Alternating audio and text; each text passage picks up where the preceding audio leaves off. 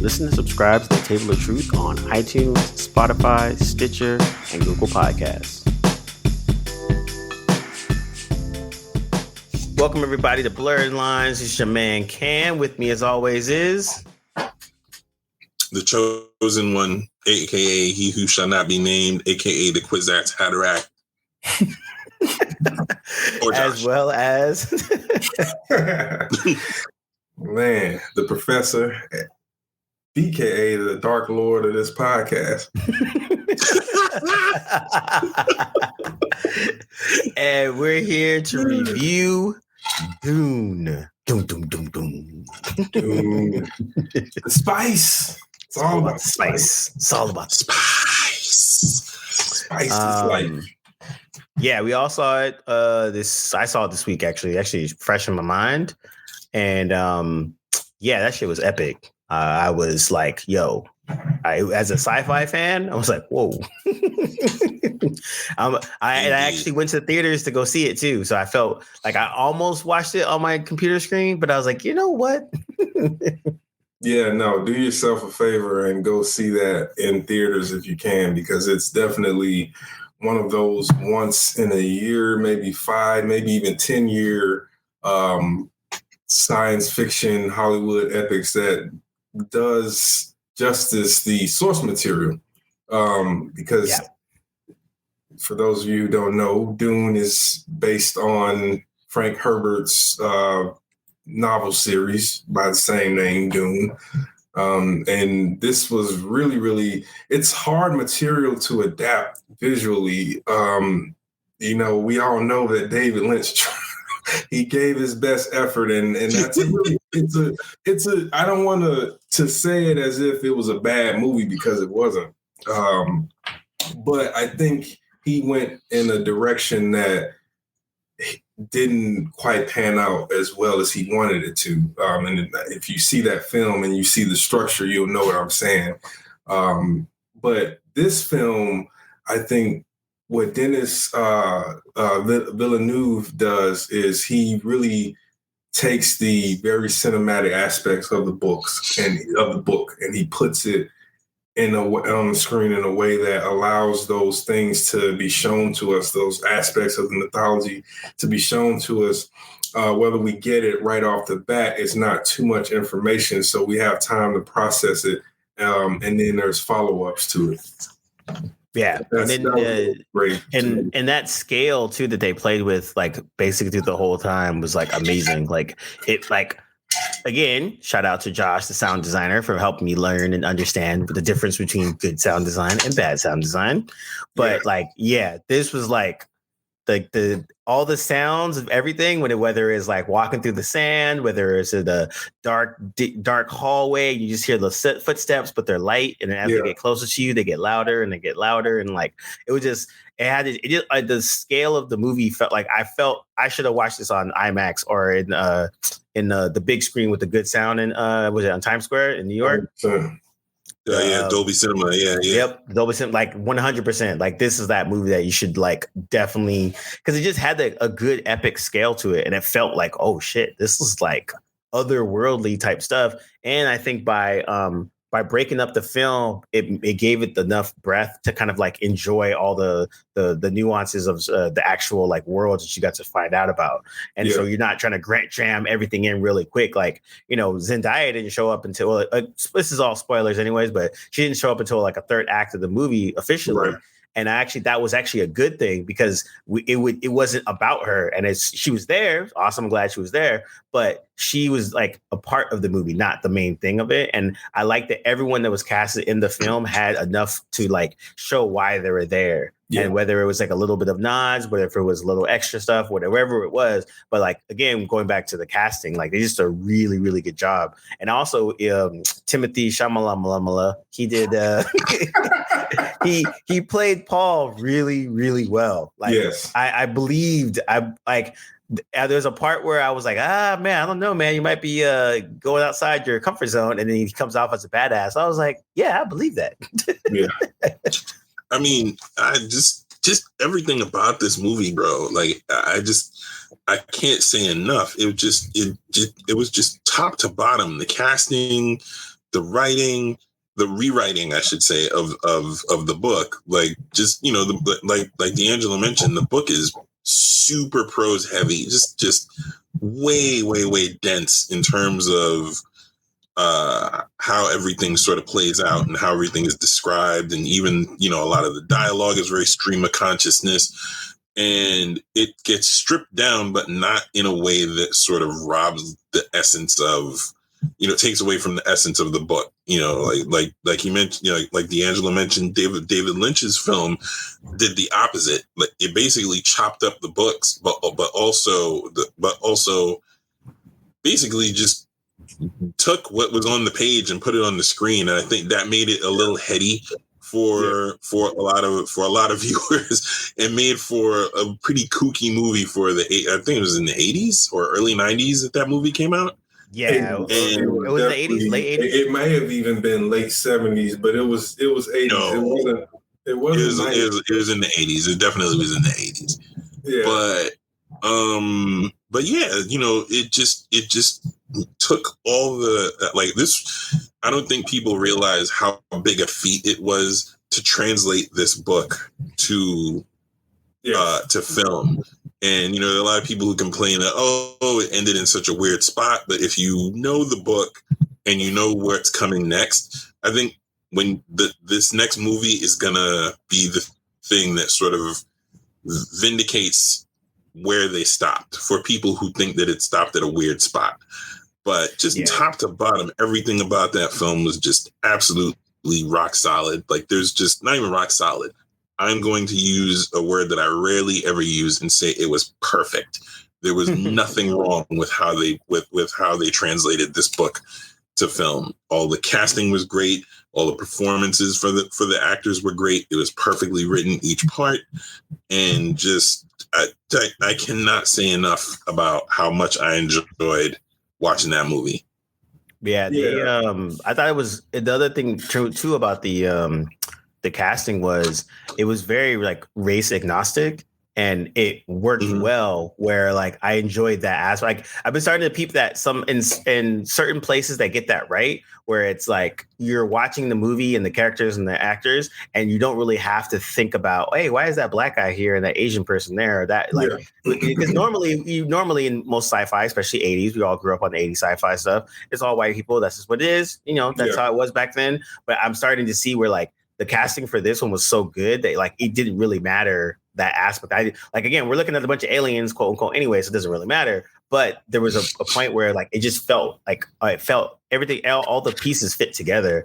And then the thing that they did that was a good juxtaposition, it was like when you see the House Atreides and all their soldiers, and then look at the was it the Fern? I think it is. The Harkonnens. Yeah, in the desert, and then the way they fight. Oh, the Fremen. Yeah, the Fremen. Sorry. Yeah, the Fremen. So the way they fight is different. The way they're dressing, why they're doing, and all that. And then again, going back to Professor D'Angelo's, it only takes one line of dialogue. When there's like the small little things, like when Paul's lacing up his boots, and they're like, "How'd you do that?" He's like, "Oh, I just felt that it was right." And she's like, "Huh." All right. Yeah. Imagine that. Like, and to that point in the Dune, going back to Lynch's film, 1984, that moment in Lynch's film was taken directly, like Josh said, from the book. So, Liet Kynes in 1984 was portrayed by the late great, Max von Sydow. I was about to get him confused. I was about to mix him up with Plummer. That's why I didn't want to do that.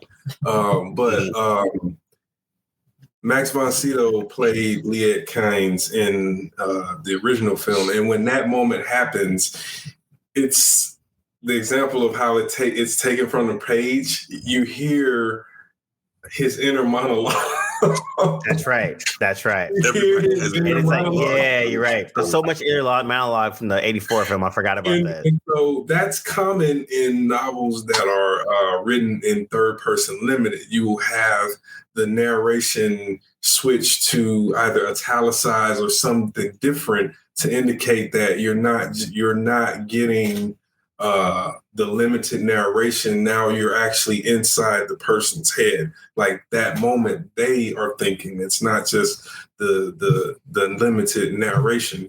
And so it was just to draw that example of how Denis Villeneuve handled this versus Lynch is he made her this version of Leah Kynes just speak it in the native Fremen tongue. So obviously Paul wouldn't know what she's saying necessarily, or think he does, but at the same time she says it under her breath.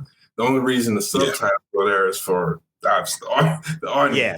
There's no guarantee he heard what she said. So it's even those little small things about differences about this film versus the other, because this is the third adaptation of Frank Herbert's. That random sci-fi version in the OOs. That was random. Yeah. Like I went back and saw the trailer. Was rock solid and closer to the book than even this film was. But it worked. And they went way further with it. I think they did all the way up to. Oh, they did all the way to children. Children. Oh wow! How many parts was it? It was few episodes. It was like. No, I think it was 3. It was 2 movies, but they it was 2 films, but the first film ended, I think, somewhere in the middle of the second, like the first quarter of the second book. Oh, I see. Oh, okay. Yeah. Okay. No, the second film went all the way to, because they ended with they cover Dune Messiah, and they go all the way. They stop at God Emperor. Because they stopped right before that. That's the third book, fourth book, right? Or there's a process that happens. Something happens. So, sorry. Go ahead. That's the third book or the fourth book? That's the Children of Dune is the third book. Dune Messiah is the second book, and I think God Emperor is the fourth book. And altogether, how many books are there? God Emperor is 12 or something like that. No, there's only 6 or 7. I have all of them. There's only there's God Emperor, and then there's Chapter House of Chapter House Dune, or Dune Chapter House, and that's the last one, I think. Okay, that's the last one that Frank Herbert wrote, but then his son and Kevin Anderson, I think, worked from his manuscripts and finished the series. That's what I was thinking of. Okay. Well, you're probably right, but I thought that he actually, Dune Chapter House was the final story that he intended to be published, but because the stories that they did were also prequels. Like they were doing a few prequels. They're prequels and then ending the series that come after. So I only have the ones that Herbert wrote because I'm probably not going to read the stuff that he did. Yeah, like with the movies. Like with the movies, I only made it up to the God Emperor book, and I stopped there. I was like, all right, too much. It makes sense. I think also too, for a lot of people, how many people you think actually read the book of Dune, and so that's watching the movie at this point. A lot of the older sci-fi people, but the younger ones, probably not. But to that effect, they did a good job of painting and creating this whole world where, again, we've watched sci-fi for our entire lives, and we were watching this the way the suits were, even when they explained the suits, it's like, oh yeah, this catches your sweat, and then blah blah blah turns it into water, so now you can drink. It takes these palm trees are super important, but it takes the amount of water that would account for 5 people's lives or something like that. Juxtaposition, the trees are more important than those 5 lives because of blah, blah, blah, blah, blah. There was just all these little pieces. And even when the doctor betrays the Duke, he even gives him the out. And they make the doctor's betrayal hey, for a very simple reason. They have my wife. I need to do something to do this. But I'm still going to help you to make sure that your kid and your wife is safe, and then here's something that you can try to kill the Baron with, or something like that. So they try to make sure that if you don't know anything about Dune and you're starting to watch it, you're seeing that all these characters have a little bit of depth in them, and to the point where like you care about like, oh man, I can't believe the doctor just did that. He was just helping Paul over here with his problem, and now he's sitting there freaking, Yeah, I think the unfortunate part about, and this is just inescapable with film movies, Hollywood movies, because of the time, the small amount of time that they have, relatively speaking, to 400, 500 pages of manuscript and 10 hours of TV. You do lose a lot of things in the start of Dune, the movie, that could have made the characterizations and the relationships stand out more. Dr. Yue is a little bit closer to Paul in terms of like, they don't really show that's how important that circle is to Paul as much as I feel like they could have, but it's not that bad. It's not bad at all. And it works, but you don't get, and that was something that I thought, because Lynch went the way he did, worked well in his film, where you understand how important this relationship is between Gurney and Duncan and Paul and Thufir and the Duke and all of them. And in the books, there's a very significant piece of intrigue that the Harkonnens plant that causes a real problem within them before the big thing happens.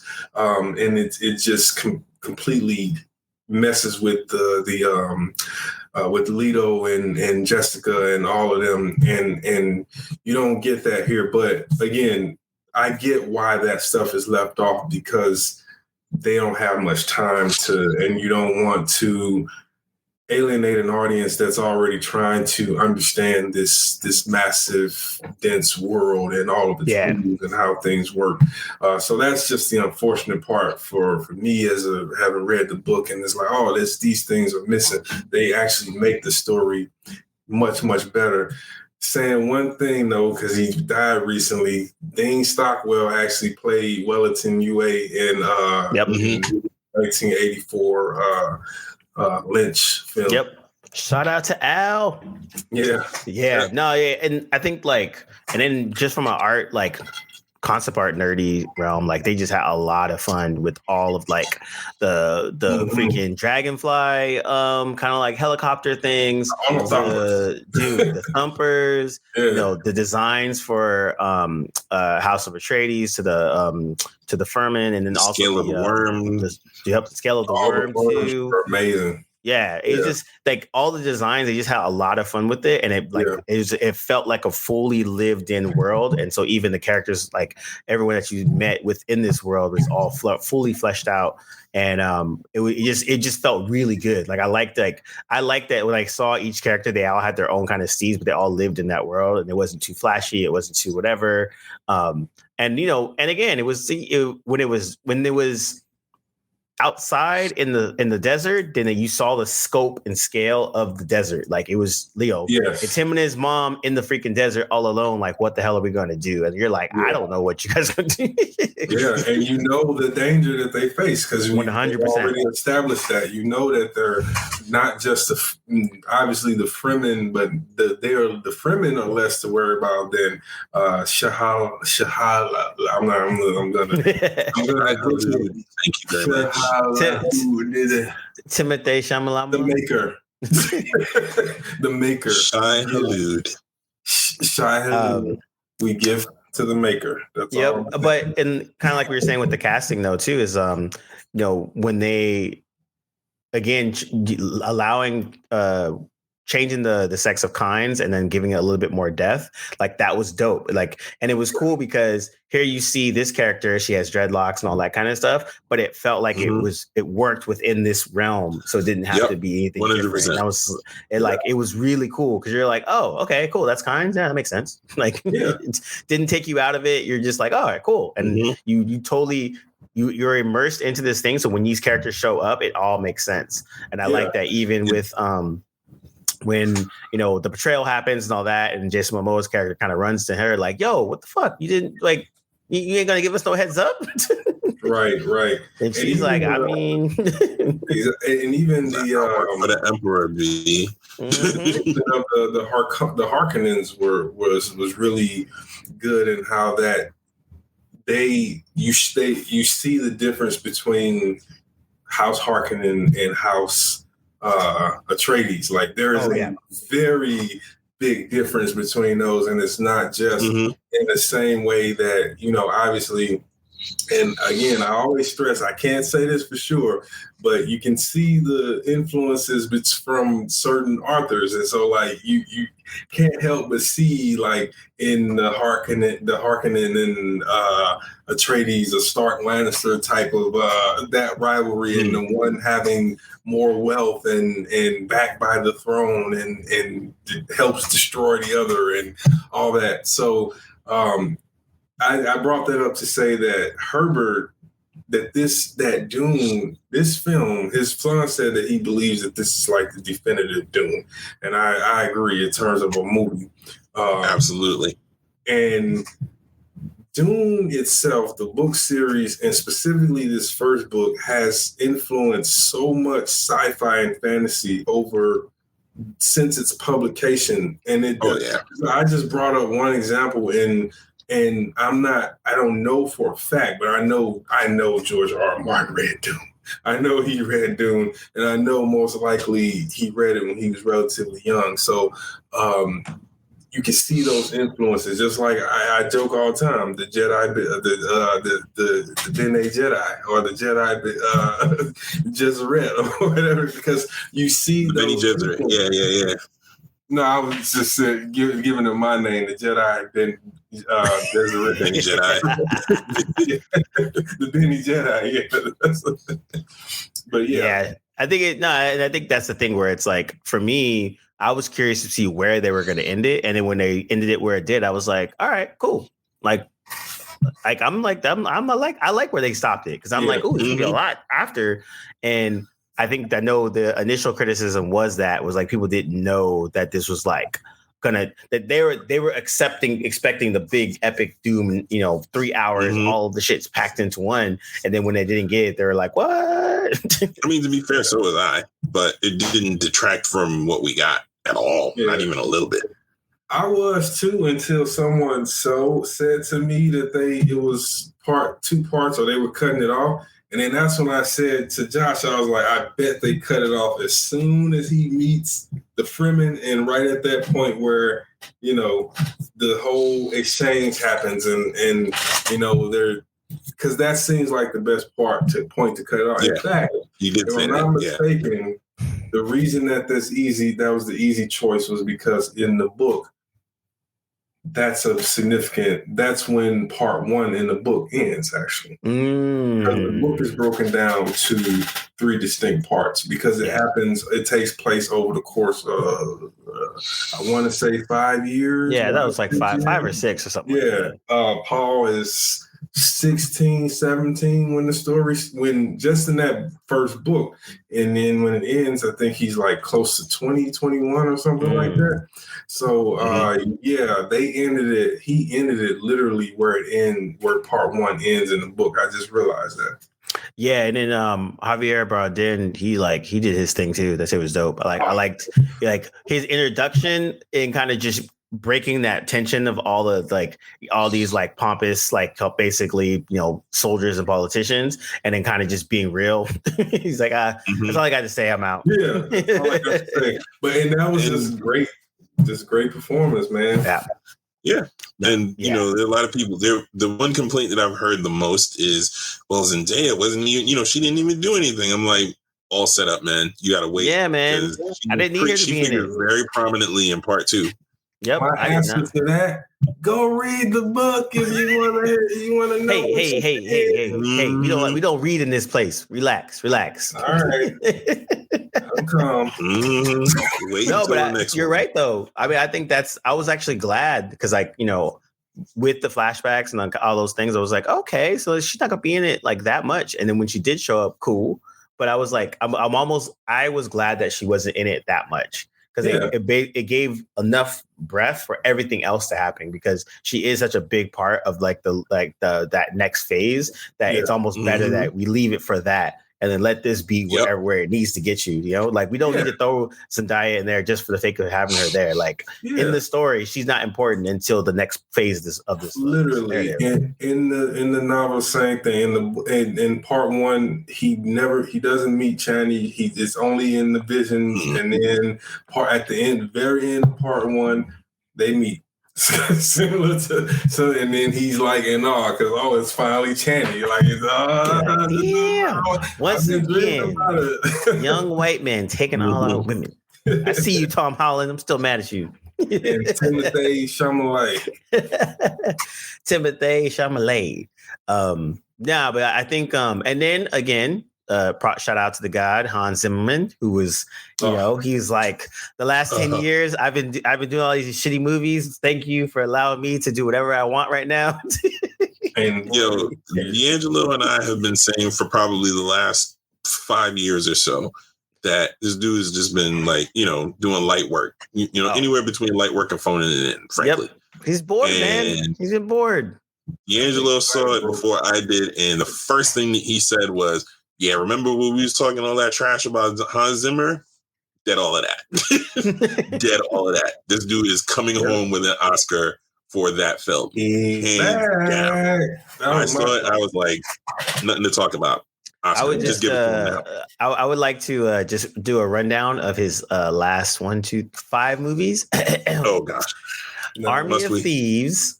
Dune, No Time to Die, SpongeBob movie, Wonder Woman 1984, The Lion King, SpongeBob movie, Dark Phoenix. Yeah.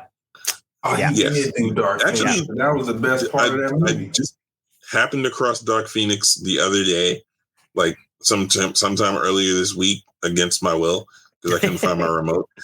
And just listening to the soundtrack, just listening to the score, didn't realize it was him until I saw the credits. So I was like, oh, wait, this is the one positive about this movie. To his credit, though, he did do Blade Runner 2049 and Dunkirk. So there's both great. Both had great scores. Yeah, and but his last Blade, 5 to 10, he's been and that was Denis Villeneuve as well. He's that's right, he did.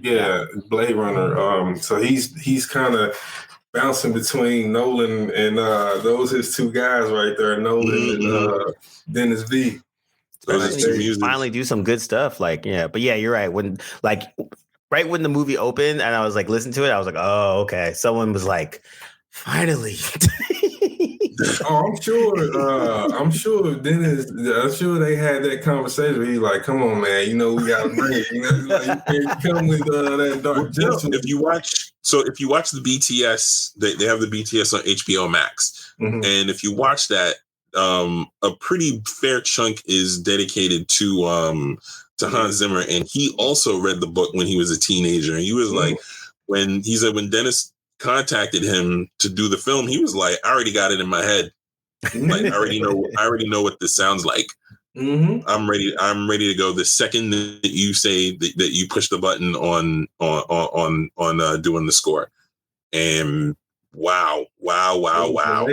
It's an amazing score. And he doesn't, it's not even like, it's so great from him because it's not classic Hans Zimmer. It has the overtures and it's something totally fresh and idiosyncratic for Dune. And that's what makes it, like you said, that score, that soundtrack is just the best right now. There's no soundtrack score that can top Dune.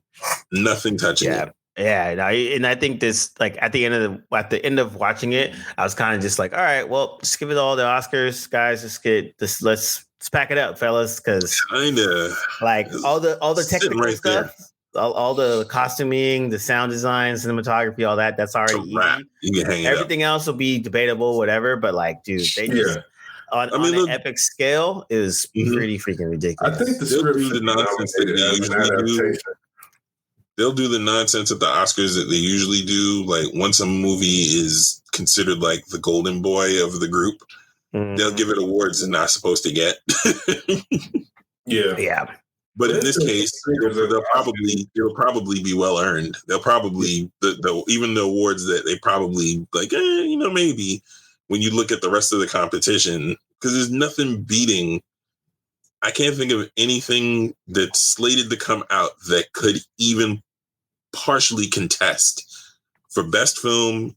They're not going to give it best film because it's a science fiction movie, but yeah, that's true. It's at least going to get a nod. But for audio, it's going to sweep the audio awards, no question. It's going to sweep the editing.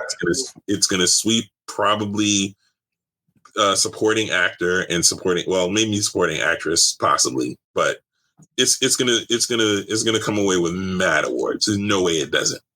No, I agree. I think the only reason it could get the best picture is because it is an adaptation of literature, and so it might be sci-fi. But best adapted screenplay or something like that. Oh, definitely best adapted screenplay nomination. The scale and scope of it and its approach is too.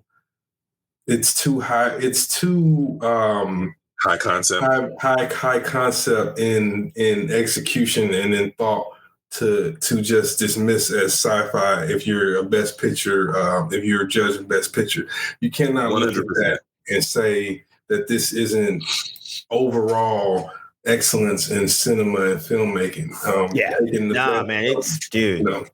And also we forgot the Skarsgård and in his portrayal of the Baron, which was amazing. It was great. He was really perfect really and Batista once again as Beast Rabin. Like he brings it. Like he has that going from controlled, measured, like building up the anger to just releasing the anger, not being able to do it. He's good. Mm-hmm. Yeah.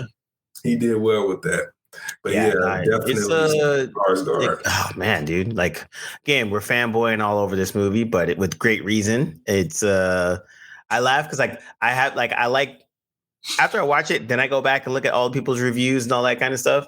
And it's always funny because there's not besides Movie Bob is pretty much the only reviewer I trust these days. But nowadays it's more just hot takes. Yep, more it's just the hot takes. They're like, you mean to tell me we spent 3 hours a white boy trying to get Zendaya? All right. That was funny. That made me laugh really out loud. And when I read it, I was like, man, that is probably the quote of the year, the review quote of the year, because wow. That was funny. That was great. Yeah, I DUNE, we are fanboying out here. As you know, that ain't something I practice in often, so we cut some slack a little bit.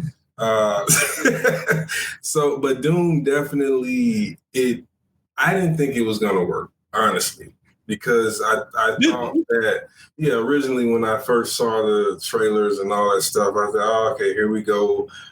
Because to me, DUNE would work best as a TV series or a television movie because you need a writer's medium to tell that story. And I'm sorry, but Hollywood is a director's medium. It is a medium for the cinematographer and the director and the editor and everything that's not the written. So, with TV, you can take that literary form and make it into something visual that doesn't lose the essence of the narrative, unlike when you do it on the big screen. That's why a lot of big screen adaptations of novels very rarely work. Like, we know there are many of them, but a lot of them did not work.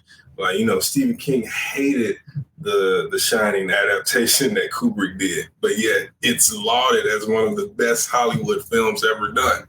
But he hated that movie. He hated Kubrick for making the movie.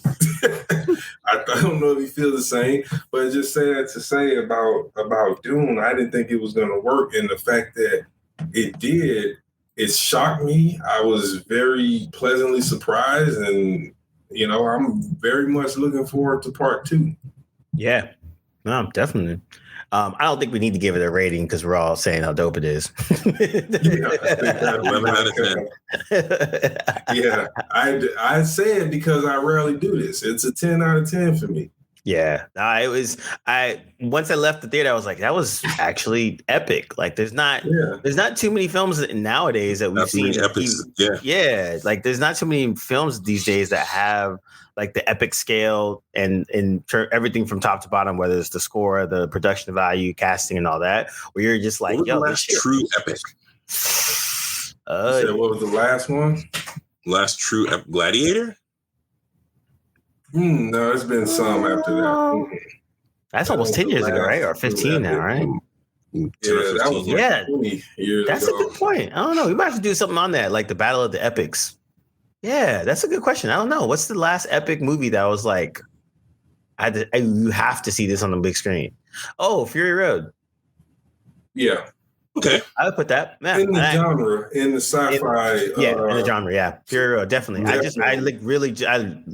watched that last week again, and I forgot how like well made and just like top to bottom that movie. Same thing with that movie, like great casting, all the sound design, like design of it. It was just like a good movie. Like the script was amazing, and it was probably one of the best girl power, but not girl power movies I've ever seen. Like, it wasn't set up like that. And then you watch it and you're like, wait a minute, you guys pulled some slick shit on me. I mean, the thing I love about that, without going too deep, but the thing that I love the most about it is just, it was nonstop. I remember, shout out to Dana. Dana saw it before I did. Our friend Dana saw it before I did. And the way he described it was basically it's like running. You look over your shoulder, like, oh snap, I gotta start running again. And it's just running in the opposite direction. Yep. That's funny. But, again, that's what was so weird, because that's what Dune conjured up memories of Fury Road. And that experience of watching Fury Road and being surprised at what I was seeing, and that it was an undertaking and trying to truly stand out in a field of things that just don't stand out right now. Yeah. Like there's not a lot of standout cinema right now. Yeah, sure. Everyone's trying to get your attention, but there's no one that's like standing out. Yeah. Nothing. Like we were, on another conversation about a different movie, we're talking about the directing and just not putting that effort in there and kind of going with the middle of the road way. So when you get a treat like a Fury Road where they're doing things with the audio and the script is just amazing, and you get 20-30 minutes with no dialogue changes, and then it's still just amazing. Like that's how they made movies in the New Hollywood era at the very beginning. I think Tom Hardy did with like 30 words or some shit like that, or 45 words in the whole movie. It's on record. Like, and this is Tom Hardy. This is a guy who can deliver dialogue. We've seen it. We know he can.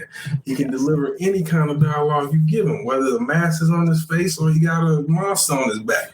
He can do it. So the fact that there was very little in it, it's just like, you think of movies like WALL-E or like 2001: A Space Odyssey. WALL-E. Oh, yeah. I just recently rewatched WALL-E again, too. So, Dune just kind of, because we know that we're not going to get another movie like that for a very long time. So that's why it's like, we'll get part 2 very shortly. Yeah. Well, and let's knock on wood that part 2 will deliver in the way that part 1 did, because I have faith.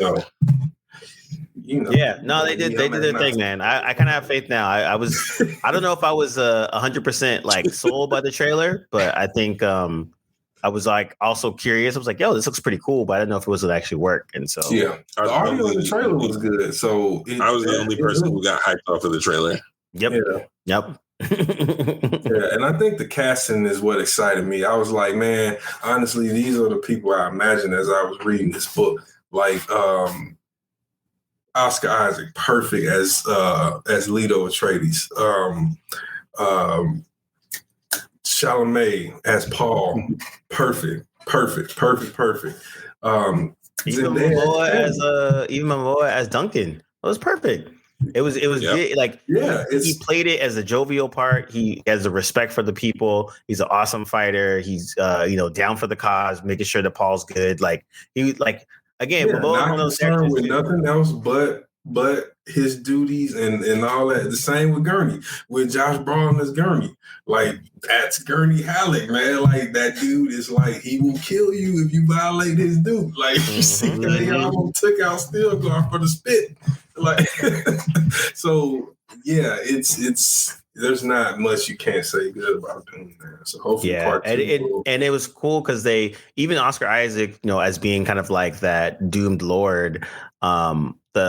The quiet moments when it was like him and his girl, he's kind of like, I should have just married you, and that little small again line of dialogue shows the level of depth that their relationship had, more than just like lord and concubine. It was just like, nah, this is a person that he loved, wanted to make you keep safe, blah blah blah blah blah, and all that kind of stuff. So in the moment where he asks her, I need you, he knows that the end is probably near, or they just try, they try to off his son. He's most likely a target too. So, he's like, I need you to promise me you're going to take care of our son. She's like, of course I am. It's like, no, I ain't asking the mother. I'm asking the Denis Villeneuve. I know. I'm asking the witch. I'm asking the wizard. Exactly. The person that can make a person jump off of a cliff by just saying, jump off a cliff. Yep, exactly. I'm asking the wizard. I'm not asking the. She was great as Jessica too. I did not expect her to be as good as she was. Yeah, last thing I think I remember seeing her in was one of the Mission Impossible movies, and she was great as Jessica. Yeah, that quiet, reserved, the MI6 agent. Yeah. Oh man. Okay. Yeah. Oh, that's right. Damn. All right. Now we gotta wait for when is the next one coming out? Is it 2023? See any schedule for release for that? They greenlit it for 2023. So they're like, everyone stop. They're gonna shoot that in a year and a half. Oh wait, here it is. Yeah, it's October 2023. Okay. We'll see. Funny. I'm pretty sure they were already. They've been filming that. They've been working on getting that done. They should have filmed it back to back. I mean, they probably were, and then they're like, "Let's pause for a day." Yeah, I think they were, and then Denis V was like, "Let's see how this," or somebody. I ain't gonna say somebody. I was gonna say an executive was like, "Time out." Let's see how the first one goes, and then resume. Wait, does Godzilla versus Kong count as an epic film? No. Stop that. Godzilla versus Kong. No. Hey, I like that. It's epic B movie fun. That's true. We'll I liked it. Kong was getting his ass whipped the whole movie. Man, Godzilla was landing into that. Yo, Brian Tyree Henry was just like, I'm getting paid to just like run around and scream. This is awesome. Amazingly. Stranger Things girl was like, wait, I'm in this movie too? All right, cool. Yeah, I mean, but that again, like you gotta know what you in for. You in a monster movie, man. You ain't trying to win no Oscar. You trying to get that check and extend that career. Like that's what it is. Like who expected a masterpiece from Godzilla versus Kong? All I wanted, I got. I wanted Godzilla to beat up Kong. Check. I wanted there to be I wanted to see the Mecha Godzilla. Check, and he beat up both of them. Check. So they won. Check. So that's all I wanted to see. Pretty good. No, you're right. I mean, that is a fair assessment. Yeah, that was what it was for me. That's all I needed. All right. Good job, guys. I was like, wait, what's our scores? We already said 10 out of 10. We fanboyed all out of this one. But I mean, honestly, if you're going to do it, I think this is one of the ones you should. Oh, yeah. I know there'll be the detractors, like the folks that are like, yo, there's too many names, or oh, it's too long, blah, blah, blah, blah, blah. As D'Angelo said, I will personally punch you in the face. No big deal. Well, and also too, I think kind of like what D'Angelo had said before, is like, Dune is not really for everyone. No. And But that being that it is, they still made a movie that's accessible to everyone, which is kind of crazy. Like Dune is a very thick, even more sci-fi than most sci-fi stuff. And they made a movie that, like, if you had no idea what the hell a Dune is, you're like, okay, by the end of it, you're like, I got a gist of what's going on. It's an interesting world. And so again, that feat alone is actually pretty crazy when you can make your average person like be able to experience something like Dune and still walk away with like, yo, that was pretty cool. Like, I want to know more, you know, like kind of like what D'Angelo said, go read the book. Like there's definitely people that watch this and we're like, wait, there's a book. And like, I can see people actually like, you know, diving in, not everybody, but the folks that, you know, the folks that were like maybe a lightweight sci-fi fan, but then still want to get a little bit more. I can see that this will help them kind of do that. So. Yeah, and the first book out of all of them was probably the easiest to read, and then that's saying something because the first book ain't no cakewalk. Like it's very much like Josh pointed out. It's very prose heavy. It's got a lot of dialogue too, but it's very philosophical. He's not reaching for just the tech and the sci-fi and all that stuff. He's looking to. Frank Herbert very much was on the mission to understand where humanity was headed. It's headed in terms of our prospects of entering the cosmos, what that will look like, all that stuff, and like, can we get past the things that hold us that keep us at each other's throats, or it keeps us from advancing as the dominant species on the planet. That's really what the Bene Gesserit is about. Like they're obviously a parallel to the Catholic, the Jesuits. But and this is from Herbert himself. He talked about that. But their whole thing in trying to design generational plan of getting the perfect human leader, like all of that is about what did the mother Gaius Bohemian say to him? You inherit too much power to be just some asshole who can't control himself. Like that, there's philosophy behind that, because the idea right there is, okay, what's to stop you from becoming a Joffrey and destroying and like laying waste to everything just because you're upset, you know what I'm saying? So he does that, and he just keeps it growing and growing and bigger, to where you have to really wrap your mind about what he's trying to convey with the story. Which is why the fight at the end was so important. Yeah. Yeah. Exactly. No, exactly. All the philosophical workings of Frank Herbert. All right there. And even in that part, because like I remember watching it, I was like, "Ooh, I don't know, Shyamalama. You might. I don't know if you're gonna win this one." I was like, I'm kind of with Zendaya on this one. I'm like, yeah, I'm not sure. I love that. It would be a great honor for you to die holding this knife. Yeah. Like, I don't expect you to win this. And even the friends. I would not let you're my friends. Like, don't get this wrong.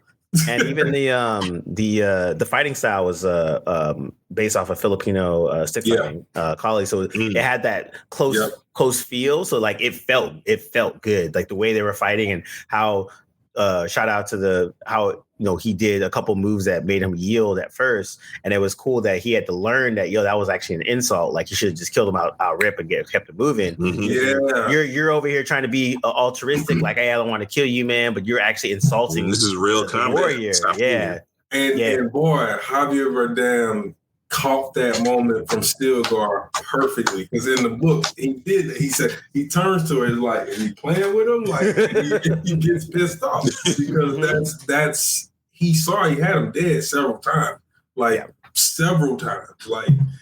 again, that's that philosophical, all of that stuff, existentialism, like all that he layers in these interactions, just the interactions alone. Like the fact that, when he kills him, they immediately take his body. That's water. We need that.